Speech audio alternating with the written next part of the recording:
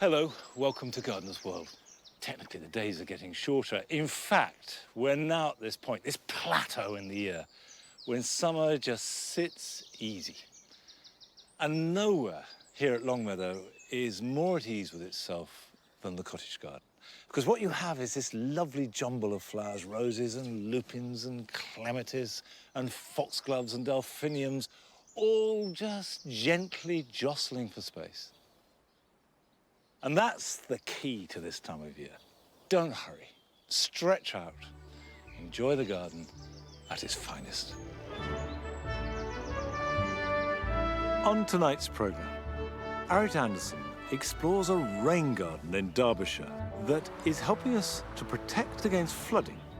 There are things you can do to absorb that water and slow it down, and that's what we're trying to promote to people as something that we can all do to help that situation. We find out how Adam's garden in Lincolnshire is getting on and see the inspiration for his planned meadow. It's not just the individual species that I come up here to have a look at, it's the way that plants grow in the wild. And I shall be assessing the damage to my vegetable garden caused by rabbits. And also, I will be planting out tender annuals into the jaw garden.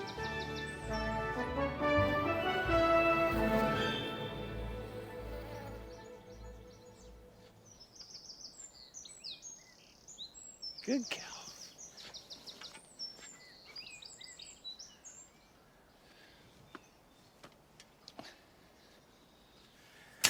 I've made a decision with these big pots here on the mound. I'm going to plant a small tree into them. And if you're going to invest in big pots like this, then it's worth investing in a really good plant to go in them. And I've got Cornus Cusa China Girl. It has these lovely white flowers, which come in May, June, and then in autumn, it has magnificent colour, and also little strawberry-like fruits. They will grow 6 to 8 foot tall with a spread, but be light and airy.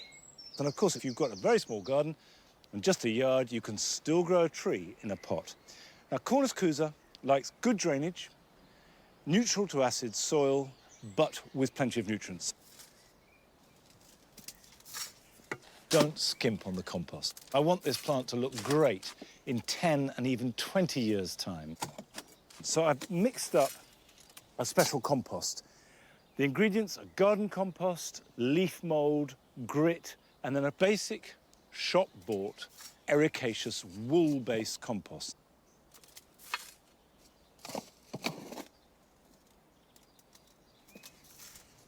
Right, let's try that fight.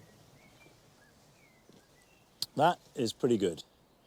I don't want to plant it right to the brim because I want to leave room both to water and also to mulch it and maybe even underplant it around it. Now ease that out the pot and you can just tickle the roots a little bit to stimulate fresh growth that will grow laterally out. I'm going to add some mycorrhizae powder. In any woody plant, it just helps them get established. And the secret is to get direct contact.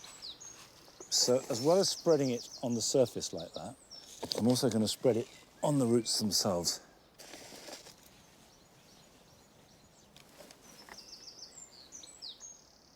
Now, let's fill in around it.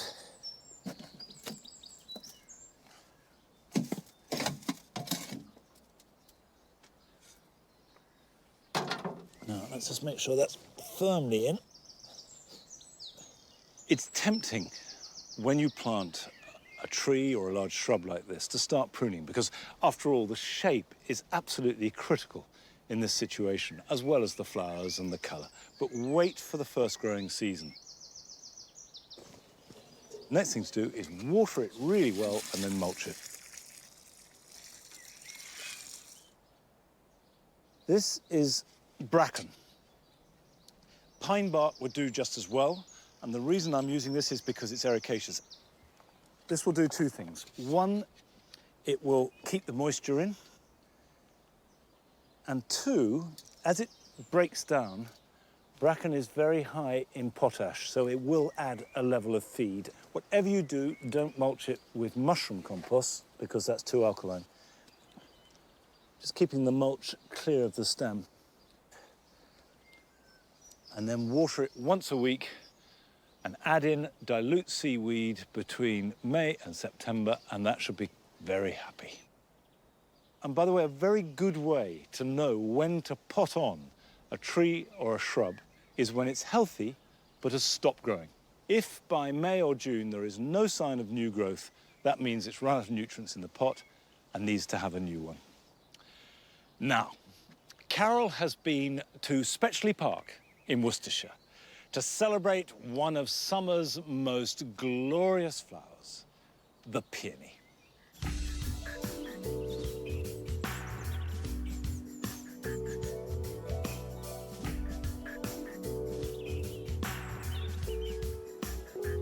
Summer's finally arrived. There are leaves on the trees. Everything's growing. And then suddenly, out of the blue, the peony bursts on the scene with these great voluptuous flowers in crimsons, pinks, yellows. She's the true glamour girl of the early summer garden.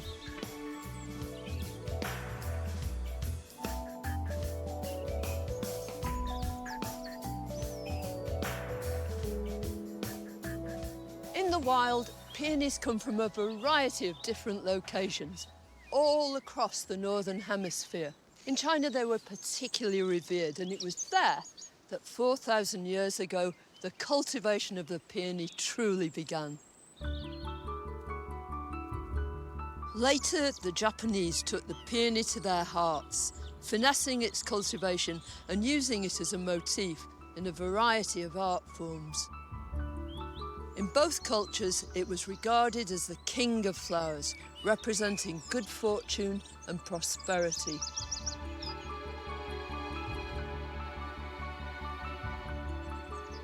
Peonies belong to the family Ranunculaceae.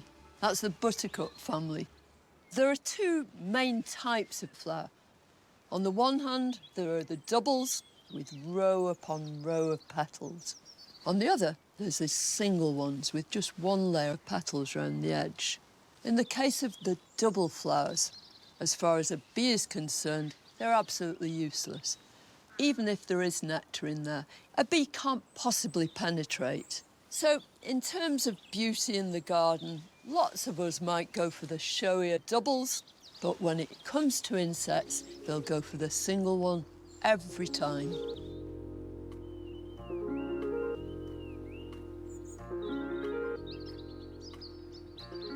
Although there are numerous different species of peonies, the ones we cultivate in our garden fall into three main types. First of all, there are herbaceous peonies. Secondly, intersectional. And thirdly, tree peonies. And this is a beautiful example of a tree peony. She's called Marchioness, and she's typical. She has really woody growth down here. Tree peonies are shrubs. So all that growth stays above ground, and the new growth in the spring will emanate from that woody structure. All of them have this slightly sort of glaucous touch to the leaves, very often pink tinged. And they have these huge, voluptuous flowers. Sometimes single, sometimes double, sometimes somewhere in between. They'll grow in sunny places or in slight shade. And all tree peony cultivars are grafted onto a rootstock. And it's vital when you're planting them that that join is under the surface of the soil. Otherwise, the rootstock takes over. If you prepare your soil well and you plant your tree peony with care, it can last for decades, maybe even centuries.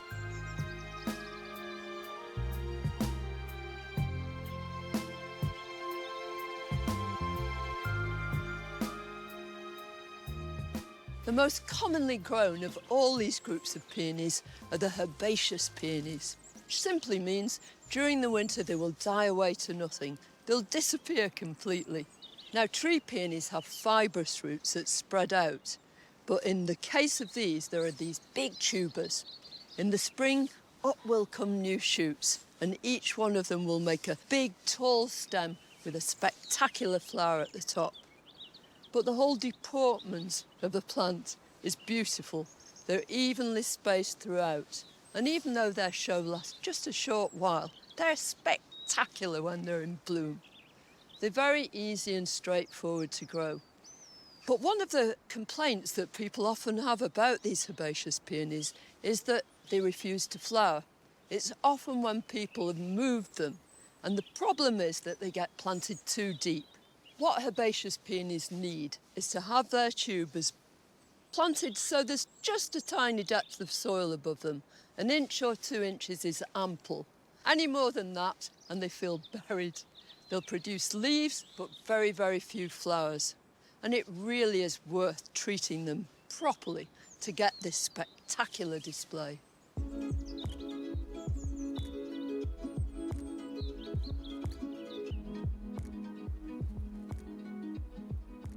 This exquisite beauty is Peonia Laura Dessert. She's a form of Peonia lactiflora, the main herbaceous peonies that we grow in our gardens.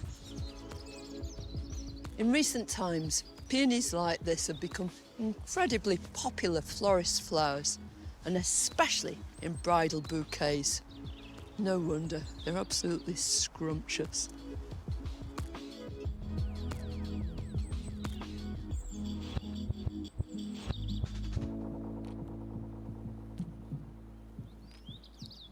This is the third type of peonies that we grow in our beds and borders. It's an intersectional hybrid. It's called Bartzella. These peonies were introduced in the 1940s by Mr. Ito, a Japanese botanist, who wanted to marry the benefits of both tree and herbaceous peonies. He succeeded wonderfully, but he never knew about it because he died before the first ones flowered. Since then, they've become extremely popular because they don't need staking. They produce masses of glorious flowers, and often that flowering is prolonged because they make extra buds too.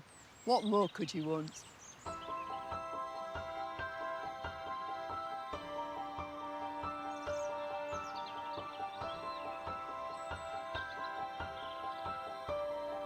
The dramatic display that peonies provide may only be there for a short time, but whilst it's fleeting, there's nothing else like it.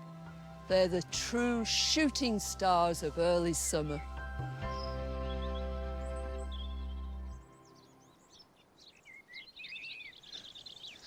Come on. The peonies that I planted in these orchard beds 3 years ago are now hitting their mature stride. They're absolutely lovely. There are a pair of pink ones I particularly like. One is very simple, great for the bees, called Nymph, and behind it, Sarah Bernhardt. Convoluted mass of petals, not so good for insects, but lovely for humans. Now, when the petals fall of any variety of peony, don't deadhead them or tidy them up, because the seed heads look like jester's hats, and they're really decorative in their own right. And very, very undemanding plants. You don't need to do anything to them.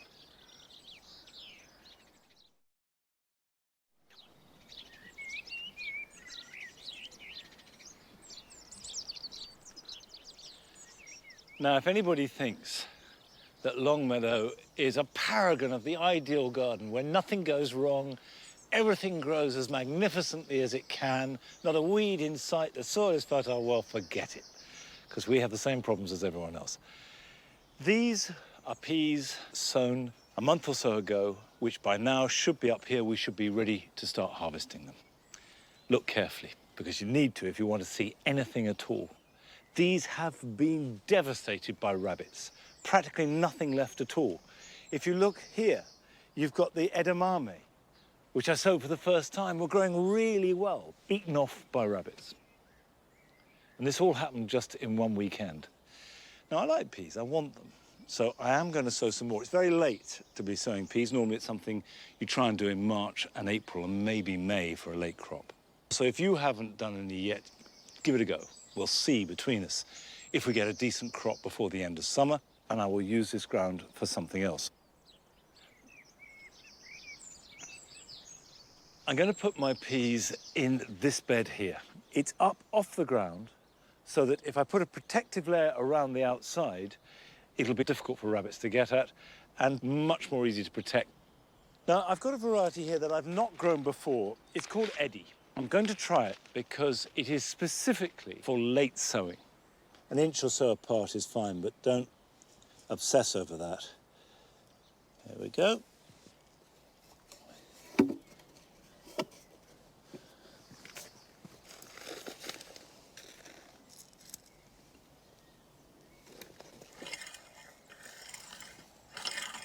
Cover up the peas just by raking over. Now let's deal with the rabbits. This is chicken wire. So that will go round the outside like that. And my cunning plan is to use canes and to thread it through.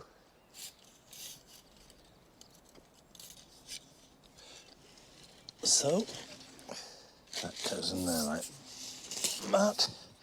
And the rabbits can't chew through it. And because it's a raised bed with paving right up to the edge, they can't burrow under it. And if I put it along the top, they won't be able to jump over it. So we'll just pull this round here. This is not completely rabbit-proof. The main problem of rabbits in the garden is they take what's easy and nice for them. So the idea is to deter them. They'll find it difficult and instead will go and eat my lettuce or something else. Now this is a temporary setup to let the peas get established. And I think once they are about 2 foot high, the rabbits won't bother them. Let's just hope we manage to get a crop despite being late in the season. And also the one thing that peas hate more than anything else is very hot, dry weather. I don't very often water in seeds I sow direct into the soil because this is a wet place. However, I have noticed, as everybody else has done, that climate change means that we have longer periods of drought followed by really fierce, intense rainfall. And this pattern of rainfall has led to much more frequent flooding. And Eric Anderson has been to Derbyshire to find out how gardeners can help alleviate this situation.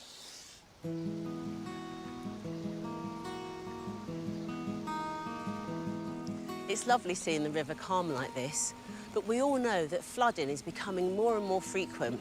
So the challenge is how do we lessen the flooding after heavy downpours? We need to use that rainwater, and where better than in our own gardens? I've come to the Struck Community Centre in Derbyshire, where the Environment Agency has been working in partnership with the Trent Rivers Trust to create a garden that captures and uses rain. Not surprisingly, it's called a rain garden.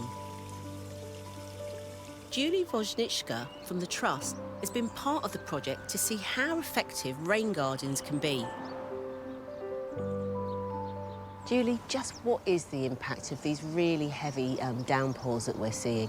We've covered a lot of our land, especially in towns, with tarmac and concrete, so the water goes really quickly to the rivers and then the river levels rise. But also, that water floods the sewage works and all the sewage comes out and it goes into the rivers and ends up in people's houses. In our gardens, capturing water is usually done in a water butt, is one thing. Is there anything else that we can do? There are things you can do to make that garden absorb that water and slow it down. And that's what we're trying to promote to people as something that we can all do to help that situation. The average rainfall on a house is enough to fill just over 1 bathtub. If you think of a row of houses, that's a lot of water we can be saving and using in our gardens. Here, they've worked out a way to capture and distribute the water. Oh, this looks gorgeous. Yeah, it looks great, doesn't it? So what's happening is, we've set this up really with a hose pipe to show you, but imagine that it's just tipping it down with rain everywhere. So all the water from that roof will be coming down this pipe, and then it's going into this channel, which is there to really soak up as much water as it can. The water from the roofs here doesn't end up in the sewers. Instead, it's channeled into a shallow trench. This runs into a gently sloping bowl at the bottom of the garden, which is particularly effective at taking up water if there's a heavy downpour. This whole area makes a perfect spot for the right plants. And then you can plant plants that like those wet conditions, like irises. They're quite happy to have their feet in the water. Yeah. Astrantia over there. Alchemilla mollis as well, it really just likes those damp conditions. They're not plants that want to be damp all the time. They're just plants that can tolerate being wet some of the time and dry some of the time, and they're just happy like that. I can sort of already see how the plants are absorbing as it goes along, because there's a little pool there, but I can see it's already trickling through. So, you know, simple principle, but it really works. It does, doesn't it? An hour or so of rain and you'd really see it. Yeah. Julie and the team have created a great space here for the public that demonstrates the principles of a rain garden. Hi, Tanya. Yeah, pleased to meet you. Yeah, great for you to meet I've been invited by enthusiastic gardener Tanya to see how she is creating a rain garden with a few ideas of her own. Here we have the garden in progress. Still a lot of work to do, but basically we wanted to use the principle of harnessing all the rain that falls on our garden footprint, even the hard surfaces like the rooftops. We've actually put in a guttering system, and that takes the rainwater from the roof and ends up in our lovely oak barrel there. So once the water comes out of that barrel, where is it going? It will carry on through the little stream that we're going to create that will flow round all the planting scheme, round the edges of the garden, and then into the drop-off at the pool. There are a few things to consider if you are creating a rain garden. To ensure that all the water that's going to come off of your house can now get absorbed into the garden, you do need to make sure that there's going to be adequate drainage. One way to do that, dig a sizable hole, fill it full of water, know how much water you've put into it, and then time, basically, how long it takes to drain away. Overnight, did it take a day? That way you can be sure that your garden can now absorb all of that extra water. To increase drainage, you can dig in some organic matter or grit to improve the soil structure. Today, I'm helping Tanya put some of the plants that will thrive in these varied conditions into the trench. So what have we got down here now? OK, so we've got some marginal plants. I wanted to put those in there because obviously they like to keep the feet wet and they're very good for water absorption as well. OK. We've got a Buttermus umbellatus there. It's lovely. And it's going to love being wet, so that's going to be one of the main features for that. Is there an astilbe that I can see over there as well? Yeah, I've got an astilbe just behind me here. It does like its feet wet, but it's quite happy just to have a moist, well-drained soil as well. So that's why I've just got it a little bit further out of the edge on here. We've got the calopalustris here. Again, that I'm going to bring into the marginal side of the stream. Right. Just because, again, it loves to have its feet wet and it's just going to be the best plant to keep in a moist area. So it is just thinking about getting those plants that can tolerate wet, but not necessarily be wet all the time. That's right. It's also, as well, where we've got this mound, it's getting drier, the plants at the back. Yes, exactly. I've got a hebe here, variegated hebe, so we'll get some nice colour off of there, and it's great to have a different kind of foliage in there as well. I mean, obviously, these planting areas and capturing the rain's great, but, I mean, you've also even made your paths permeable, haven't you? Yes, definitely. I mean, we just felt that it was very important, not just to consider what we were planting into the garden to make it look beautiful, but also that any hard surfaces that we had are totally permeable, so that any rainfall that we do have is totally absorbed and there's no runoff at all. There's no way it can go anywhere else. No, absolutely not. I'm not letting it. This is where it's really important, everybody doing it in their own garden. Yeah, and it is so simple, and if everybody did a little bit, you know, it would make such a difference. Make a start. Yeah. Like that. That's what I shall definitely be getting started in my garden.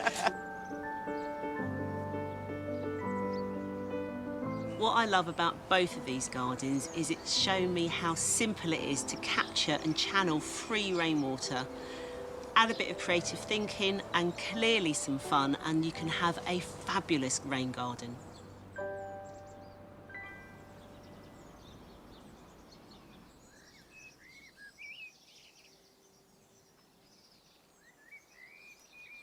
There's no question that the pattern of rainfall is affecting us all. And even in a very wet place like Longmeadow, we do try and conserve as much as we can. It's a good idea, because when there are periods of 2 or 3 weeks without rain, then it becomes extra valuable. So if between us all we can do something, then maybe that genuinely will help. Now, I've planted these limes for pleaching as all part of the new herb garden. Now, the new herb garden, I think, is coming along really well. It looks good, we use it all the time, and these are part of it. These are the boundary. And what I'm doing to the limes is training them so that we just have a very rigid two-dimensional framework of 3 tiers of branches. And at this stage of the year, the important thing to do is just tie in the new growth whilst it's nice and soft and pliable, and then you won't break it. But wherever possible, if you're training branches horizontally, whether it's for espaliers or pleach plants, it's best to have it going slightly up rather than down. So this branch here, for example, I could tie in, but then it would be growing down. And there is another bud just below, so I'm going to let that develop. But whatever you do at this stage, don't tie in the very tips of the growth. So, for example, this, I've left the last 6 to 9 inches loose, and that will naturally curve upwards. It wants to grow vertically, and that means it will have much more vigor. And when it's fully established, then you can tie it all in, and that applies to any horizontal training that you do. Now, all this process is part of a garden that has been evolving for the last quarter of a century, and hopefully for the next quarter of a century too. But Adam Frost only began his garden a couple of years ago. There's a lot to do, but he has done a lot already. And we join him as he looks back over the changes he's made and also at his plans for creating a wildflower meadow. I don't know about you, but I absolutely love this time of year. The garden's really coming alive. You might remember, this area was one of the first areas I did in the garden, and it works really well. The planting's getting up, the wildlife's coming in, and I can sit and have a cup of tea in the morning. We've been busy over the winter. Also, I've got loads planned for this year, so I'll best show you around.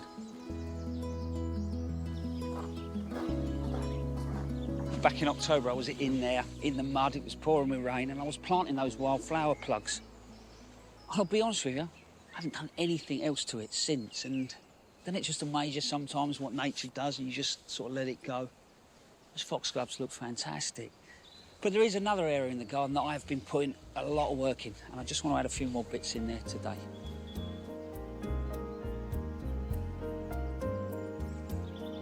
Back end of the year, I was getting really frustrated with herbaceous board. It just wasn't giving me what I wanted, so I ended up digging half of it up and moving it into places. It didn't have the sort of movement that I was trying to create. But now, I think I'm actually getting somewhere. And as the garden sort of matured as the season has gone on, it's starting to tell me what to do next. Cardo, bang. But in behind there, I'm lacking some height. So straight away, I know that there's something that needs to sit in the back of there. If you look here, I've got the grasses, one shape, and the cercium, really sort of thistle-like leaf. Achillea, quite soft and textured. So the best thing I can do is look for a completely different foliage. So something like this Asomnia, which has got that lovely sort of willow-type leaf.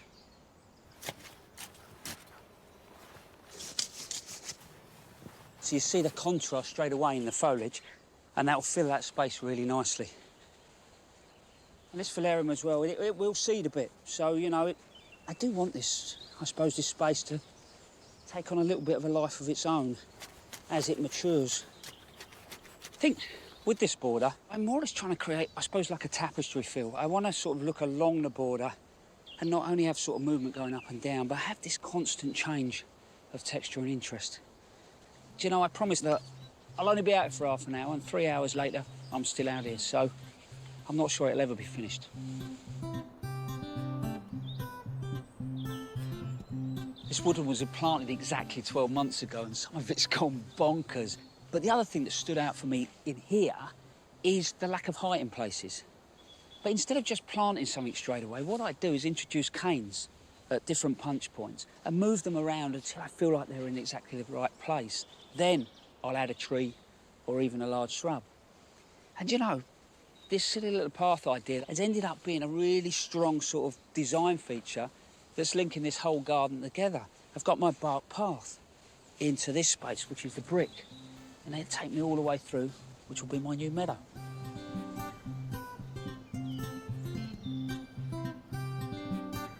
And then what's going to happen is the mown pathways are going to work their way through and head to that beehive down there, which becomes the main focal point. I want this to have a sense of place. I want it to sort of pull in real regional wildlife. And to do that, I've got to get out in the countryside and see what's growing around me. And lucky enough for me, just a couple hundred yards up the road, I've got someone that is stacked out with inspiration.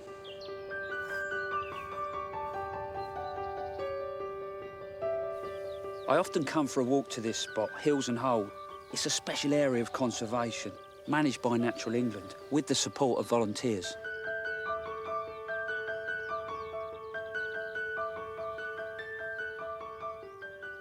You know, I think this place is absolutely wonderful.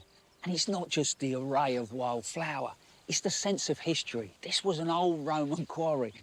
And then after that, John Clare, the romantic poet, used to walk through here. And I want to take, I suppose, a little bit of that sense of history and romance and put it back in my orchard. So what I've been doing over the last 12 months is coming up here and just taking photographs of small groups of plants. So today, I'm up here to see if anything's changed. Back in spring, this place was covered in pulsatilla and primulas. Today, I've been given special permission to get up close to the plants, including one of the rarer ones. If you look here, look, it's a little man orchid. Maybe the orchids at the moment are a bridge too far. A couple of years down the road when I've established everything else. But look, there's the pulsatilla that I was telling you about. There's one still in flower, but the seed head looks absolutely fantastic. Loves really sort of hot conditions. So for me, it might not work in the meadow. And then we look a little bit closer. Salad Burnett, that'll work well in the orchard, definitely. But then you look, Breezer, which is the quaking grass. I think that'll work really well in my garden because this is all on a limestone bed and I've got those conditions back at home.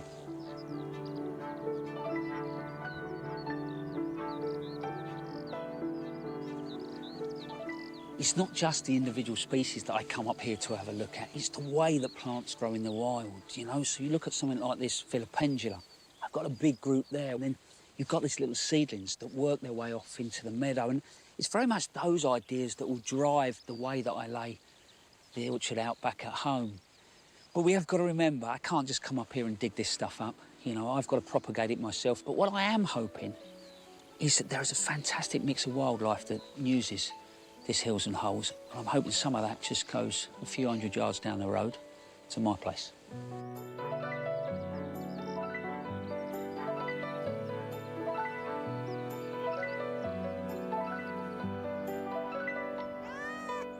Today, the first thing I want to do is field scabious. There's some of it up there, and it grows really well on basically a lime-based soil. Grow happily in alkaline as well.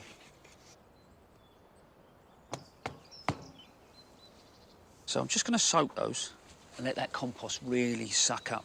And then that will go into a greenhouse or a cold frame. It'll probably take 2 to 4 weeks to germinate, and then I'll prick them out. And I've got a load more of that to do between now and the end of the year. In October time, I'll plant the whole thing out. But that's not the only thing I've got planned this year. I want to put a gravel garden in at the front of the house, plant it up, but give us somewhere to sit. Not that I'll probably have 5 minutes to sit down. Anyway, I'll best get these in a greenhouse.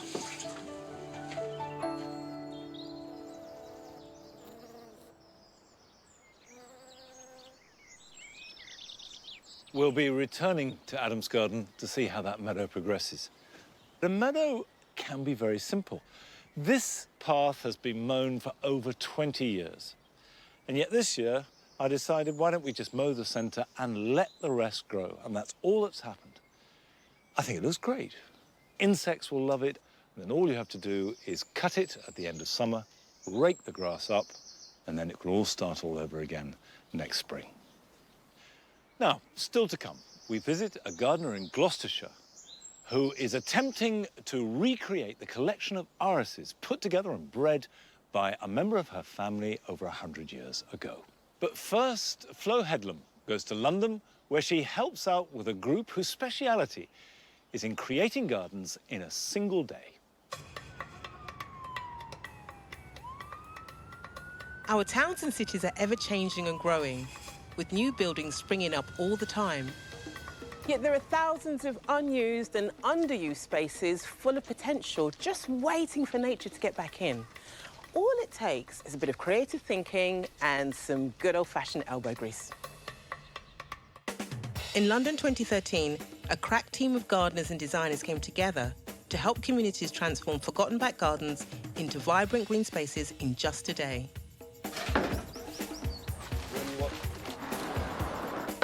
They're known as the perma-blitzers. With 64 spaces already blitzed in London, there's no stopping them. Today, I'm going to be helping the volunteers transform the much-neglected garden of the Nubian Life Centre, a valuable resource that provides care for elderly African and Caribbean residents.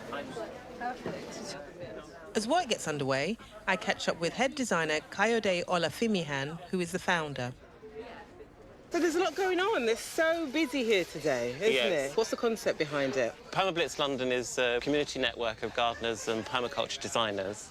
We organise free days where people meet up, like today, to install edible, wildlife-friendly permaculture designs. And we do that at private spaces, community gardens and public spaces. We do the design and we supply all the people. And the recipient, they feed us all. Yeah. Oh, so we're getting dinner. Crucial. We're getting lunch today. We're getting lunch today. Right. And they cover the cost of the plants and the materials. But the big twist is that once you've helped at 3 of these days, you can then have a permablitz at your place. And if you haven't got a garden, then you can nominate one. So what's the plan for the Nubian Life Centre? A lot of the people who use this centre have dementia. So there needs to be a strong sensory aspect of colour, bold shapes, but also scent, because somehow the sense of smell takes you back to a place. It does, triggers memories. Yeah. Yes. We've got to finish at 5:30 today. Yeah. We've got this mad schedule, so what are the jobs that we need to do today? Right, so there's painting of the raised beds, constructing the raised beds. We've got a miniature forest garden area to plant up. Yeah. There's a greenhouse that's being constructed. So I can slot into one of the teams? Yeah. All right, OK.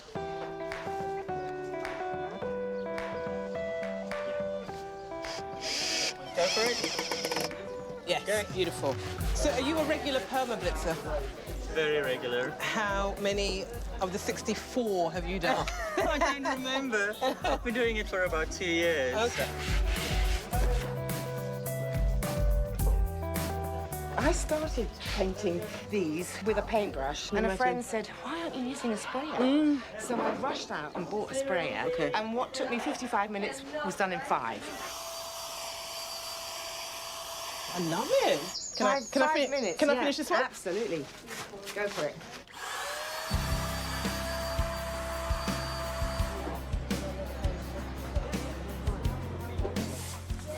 Yes.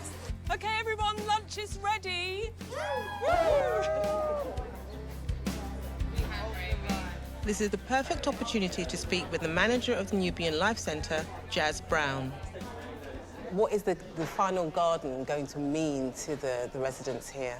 It's going to mean so much in terms of being able to go outside, sit in the garden in the summer, and it's just been really amazing for us to be able to work with Permablitz, to be able to create this community asset, to create this space where people can learn about gardening, where people can just come and be quiet and just be still.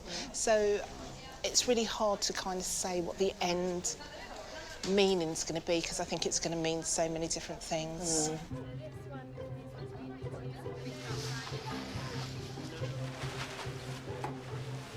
So we've what we got 1, 2, 3, 4 tons.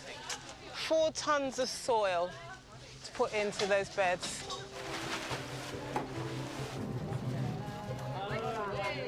Go, go, go, go, go. Go power. Come on.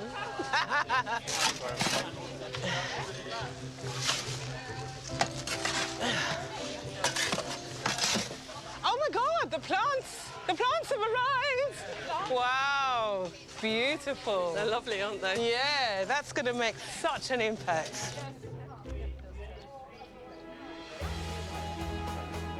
With so many plants going in fast, this garden is really starting to come alive. The patio area is now crammed full of bold colours and scent. It's simple, but it's genius. Whilst on the other side of the garden, designer and project manager Susanna Hall is leading a team creating a miniature forest. I noticed that some of the plants in this area are edible. Was that deliberate? Yes, so the columbine, for example, has both edible flowers and leaves. The bugle or aguja here, this has edible shoots. Will they be using them in the centre? This whole garden is going to be a community garden, not just for the users in the centre, but for people broadly in the community as well, both from an educational point of view and also to eat. What we find now as well is that we have plants that we know were planted in people's gardens, at community gardens, and we then can ask them whether or not we can have seedlings, whether or not they could propagate some cuttings for us. And it's a way that people who've had a permablitz can then give back.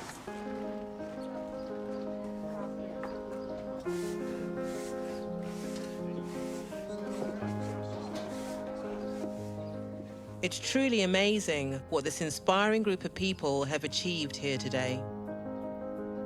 And smile and wave!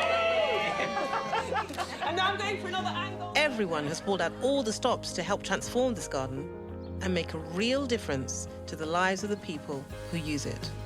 Yeah? There's a beauty for this facility that I'm seeing. What do you think? Is it like...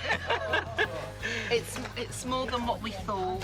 Thank you is too small a word, but I just hope that you can hear our hearts, and thank you. It's absolutely beautiful.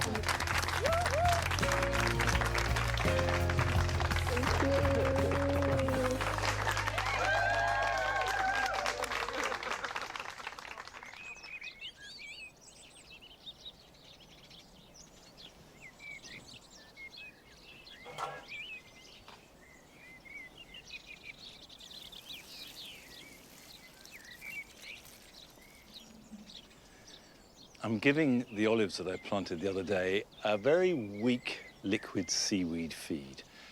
This is just to give them a boost, to get the roots nice and strong and also to encourage flowering. Now, if you are thinking of buying some olives and planting them in your garden, it is really important to make sure they come from a reputable source.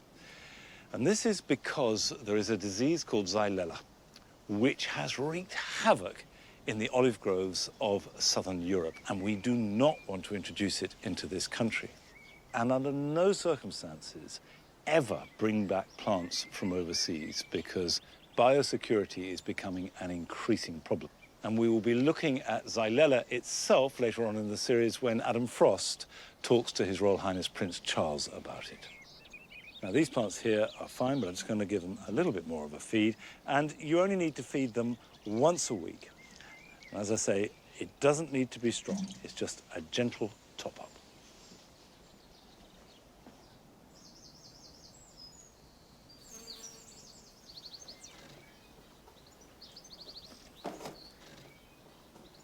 Come on.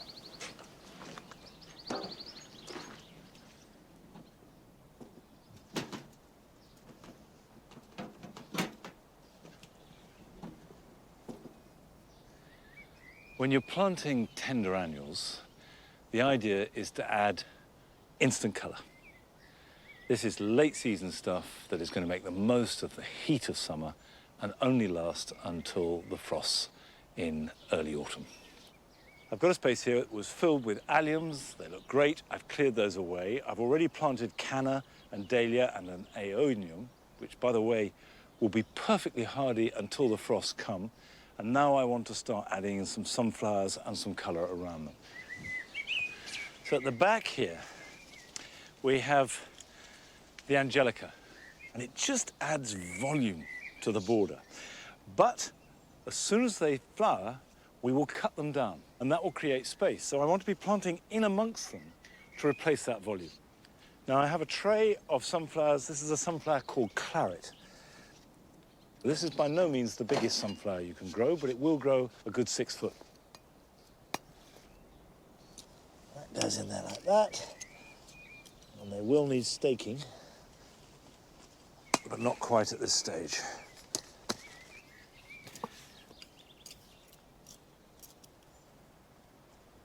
Okay, now the next layer. This is a tray of Tithonia, the Mexican sunflower. They have an intense orange flower from July right through into October. It's one of the key plants here in the Jewel Garden. Now you can see this is looking slightly bedraggled.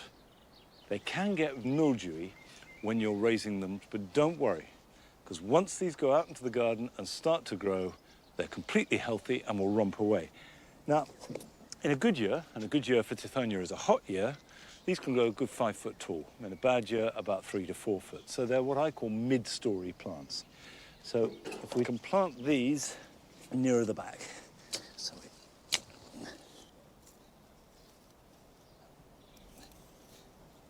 okay, that's the mid layer. Now the front. Got here some Centuria. This is Syrinus burgundy, and you can see the colour of the flower. It's a lovely, rich, purple colour. It's not going to grow very much bigger. I've sown these in paper pots. I will plant them in the pot, so I'll be interested to see how they develop. So we'll put a little group of these in here.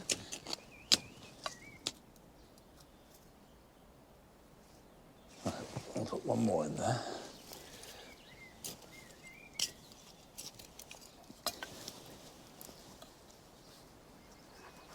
So we're starting to build up a pattern. Sunflowers, they give us height at the back, Tithonias in the middle ground, and then in the foreground, the Centuria. And as they grow up, they will fill this space, backed and working with the David Howard Dahlia, the Wyoming Canna, and the purple hazel. Now, I've got one more tender annual I've grown from seed here, which I've got the perfect place for, and this is a zinnia.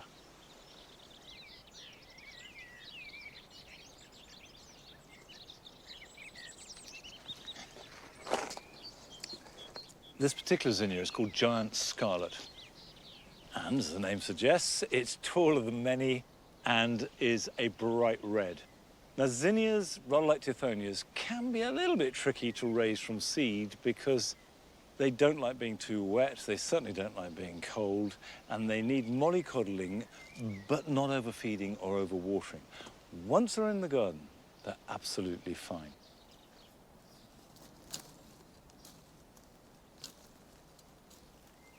It is too late to sow any of these from seed now, but the garden centres will be full of tender perennials.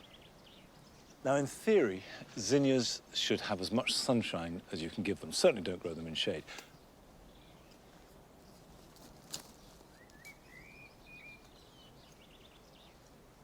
Now, what I'm doing here is using a very restricted palette, but as wide a range of plants as possible. But for some gardeners who are much more focused, it's the fascination with one species or a section of one species that really inspires them. And we went to the Cotswolds to meet one such gardener who was also motivated by a family connection.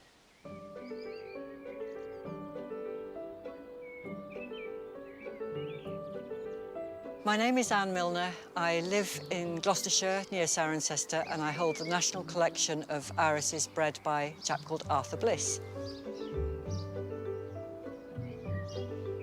The flowers hold a special significance because Arthur Bliss was a very distant uncle of mine, and I came across him when I was doing some family history research with a cousin who offered me a couple of his irises for my then quite large garden. We started finding out about them, we started looking for a few more, and eventually they became a national collection. Arthur Bliss was an engineer. He retired early because he was deaf. I think because he was deaf, he kept himself to himself a lot. But looking at the photographs of his face, I would think that he was a very gentle, peaceful man who was prepared to put himself out for other people. Arthur was somebody who really didn't care about what he looked like or anything else. He didn't bother to buy new clothes. I think he was the worst dressed gardener, I think, ever. But on the other hand, his irises he kept in meticulous fashion and kept very precise records. In 1912, he moved from Kent to Morwelham Quay on the Devon-Cornwall border near Tavistock, and he became obsessed with breeding irises. This is the iris Morwell. It is the first iris that was noticed by anybody and therefore was the start of his fame as an iris breeder. It's also the first iris that I got from my cousin. It's a very elegant iris. It's quite large for its age. It's this lovely, delicate mauvey blue, and it smells simply wonderful.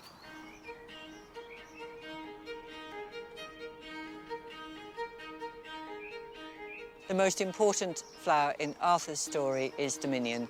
There is no doubt whatsoever about that, because that forged his reputation and went all over the world for breeders to use to create new irises.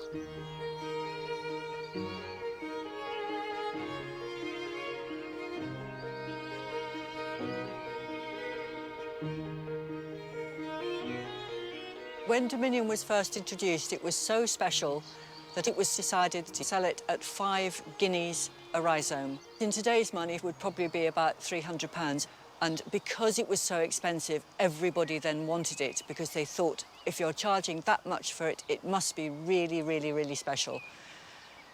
This iris is important because it helped put Arthur on the map as far as iris breeding is concerned.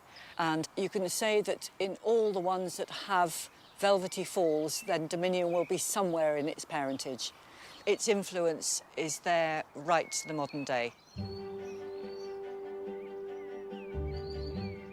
I started collecting these irises in the mid-80s.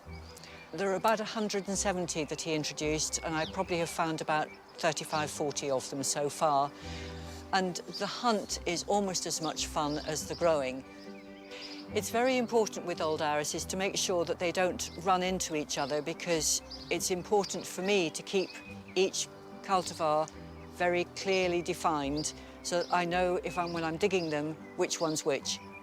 So I use scallop shells between each clump. And to keep irises healthy and not overcrowded, you need to divide them. So you break the rhizomes apart. It's important to divide rhizomes so that the sun can get to the rhizome to bake them, because otherwise they'll get overcrowded and they'll stop flowering. You then need to cut the leaves back. Some people cut the leaves back after flowering, but it's not necessary, because the leaves are busy feeding the rhizome, and so the rhizome is growing bigger. You can also cut the roots back, because most of the roots will regrow. It's important to name the rhizome as you do it, because otherwise, if you're doing lots of irises, they can get in a muddle, because all irises look the same when they have no flowers.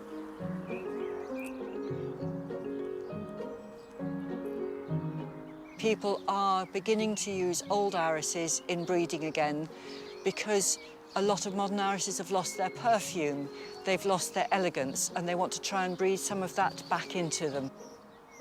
I do feel a connection to my uncle in that even though it's a very, very distant relationship, I feel that if he was able to look down and see what was going on now, he would be really pleased that people are still growing his irises 100 years after he died.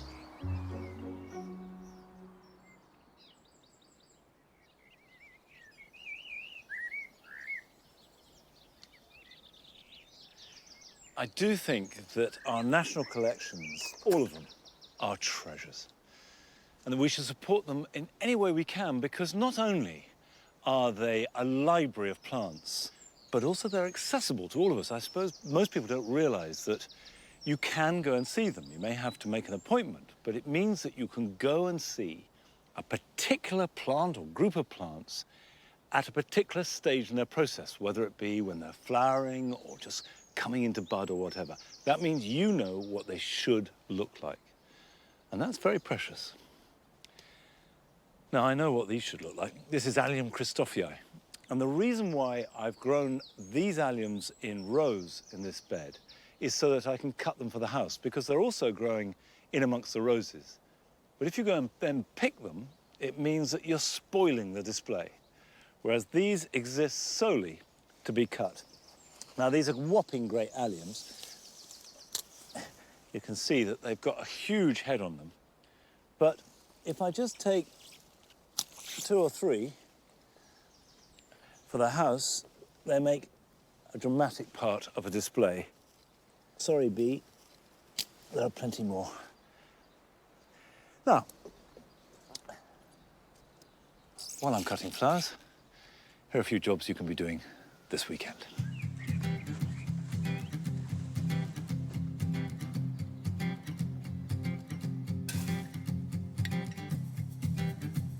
Now is the ideal time to sow Florence fennel for a harvest in late summer and early autumn. Either scatter the seed thinly on a seed tray or sow a little clump into individual plugs, but this clump will have to be thinned down to 1 seedling per plug. Cover the seeds lightly, put them somewhere warm, water them, and grow them on steadily.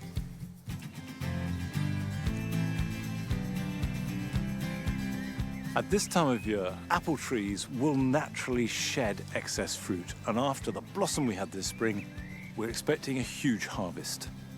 But you should aid the process by reducing every little batch of fruitlets down to just 2. This way, you will get quality as well as quantity.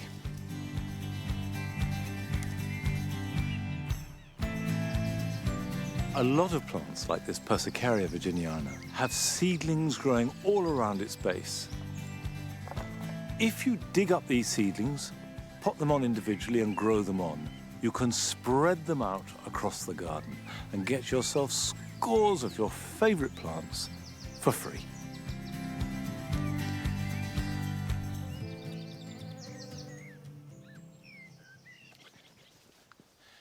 We planned the colour scheme here on the mound with great care. We've only planted plants that are white, pale yellow, absolutely no reds or pinks of any kind whatsoever. Well, we have been colour bombed by opium poppies, and they are glorious. I don't mind them invading this space in this way. I think they look beautiful. The bees love them. And although they don't last very long, they leave behind these wonderful seed heads, which stay looking good right through into autumn. And so, surrounded by this chaos of colour, I'm afraid that's it for today. But I'll see you back here at Longmeadow next time. So until then, bye-bye.